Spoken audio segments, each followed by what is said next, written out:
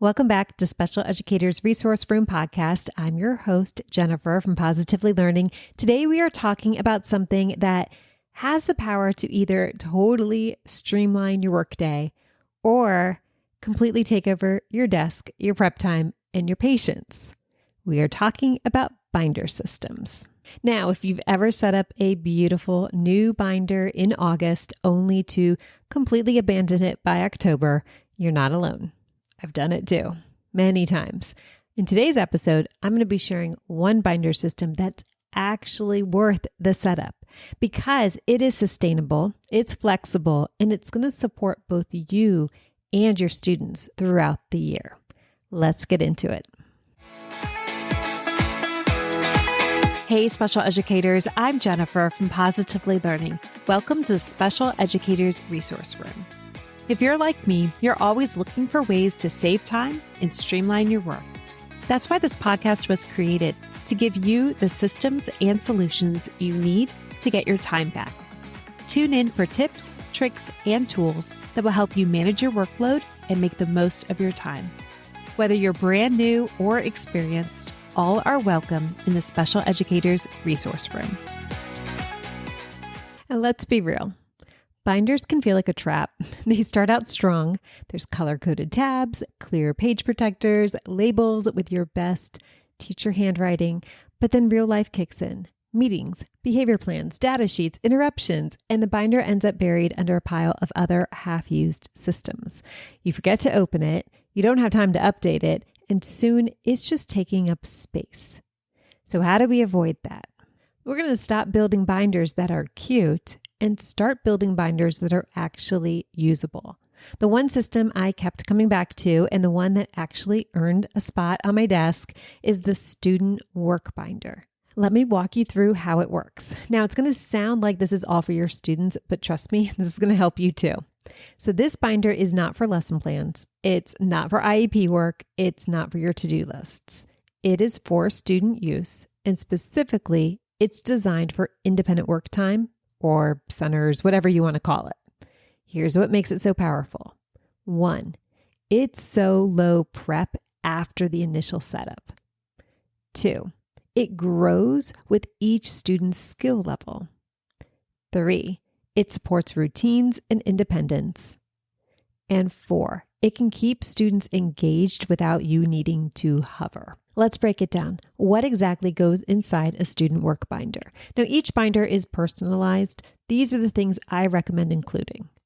A visual schedule of some type near the front. This is so good for routine. Then you're going to have active task pages. Think matching, tracing, sorting, writing in, whatever is appropriate for the students you're supporting. You want some type of way to indicate that a task is finished, whether it's moving it to a different section or showing that it is done. And then a reinforcement chart if needed, like a star tracker or mini token board.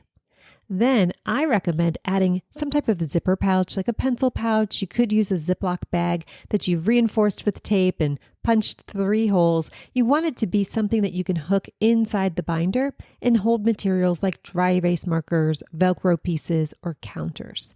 The tasks themselves are going to be laminated pages or Velcro-based pages or print and go inserts that you can put into sheet protectors. Now, you could rotate the pages weekly, or you could fill them up and rotate them bi-weekly, monthly, just depending on how much time that you have and how your student is doing.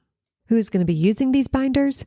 These work great for students who are building stamina for independent work, or students who struggle with transitions and they benefit from the structured routine.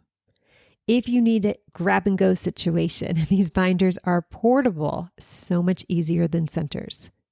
Inclusion classrooms, where you want to support a student but not draw all that extra attention. Or paraprofessional-led stations, where someone needs something meaningful and ready to use. You can even use these with early finishers, brain breaks, morning work. If the binder is available and familiar, it can become a go-to activity. Here is why it's so worth the setup. Yes, it's going to take time to personalize the first few binders. But here's the thing. Once the binder is prepped, it's going to run itself. You are no longer spending your planning period scrambling for something quick but meaningful.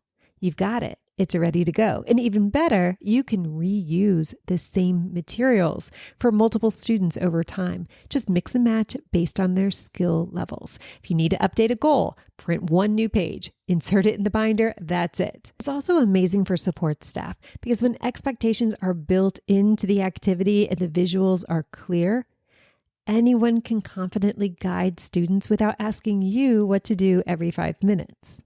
So here's how to set up one without overthinking. This is your no stress setup plan. Start with one student. Pick a student who already has some independence and can benefit from structured solo tasks. You're going to choose 2 to 3 simple tasks. These could be printables from your collection, laminated matching cards, or pages from a task box set you already have. Add some type of visual cue or work routine, like a strip of first, then visuals. You can label the sections of the binder. Start here, work pages, finished work, and then test it out. Test it out for 10 minutes. Watch how the student interacts, and then you can tweak as needed. Once it works for one student, then you're going to be hooked. Now let's address the elephant in the room. I have often gotten excited about setting up a system like this, but it's hard to keep it going. That is when the system falls apart, not at the very beginning, maybe a couple weeks ahead or a couple months ahead, but we're not going to let that happen. Here's a pro tip. Every Friday or whatever day you want it to be, during your transition block or last 10 minutes of the day, do a quick binder refresh. This might look like pulling finished work, wiping down laminated pages, adding 1 or 2 new pages if needed, restocking any missing materials. It takes less than 5 minutes per binder and it will keep the system functional. And even better is if you could delegate this to a paraprofessional, a volunteer, another student, adding it to their weekly checklist. Here's what you're going to notice when you use this system. Over time, students are going to be able to get started without all the prompting.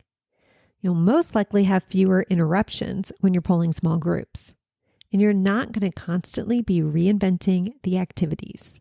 Students are going to feel successful and proud of their work as they take ownership, and you are going to feel more in control of your time. It's a system that works without depending on your daily energy level to keep it going. If you're going to invest your limited time and energy into one binder system, this is the one I'd recommend every time because it supports independence. It reduces decision fatigue, and it gives you something solid to build routines around, even on the hardest days. If you're looking for ready-made pages to pop into your student binders, check out the Complete Independent Work Club. You're going to get instant access to a huge collection of binder-friendly tasks that are already pre-leveled and easy to use. I'll link those in the show notes if you want to explore more. Thank you so much for being here today and for tuning in. I so appreciate it. And I'll talk to you next time in the Special Educators Resource Room. Thanks so much for tuning in, and I'm dying to ask, what'd you think? Be sure to hit the follow or subscribe buttons so that you never miss an episode. You can find the show notes and links for everything mentioned in this episode at positivelylearningblog.com. See you next week for more special education solutions.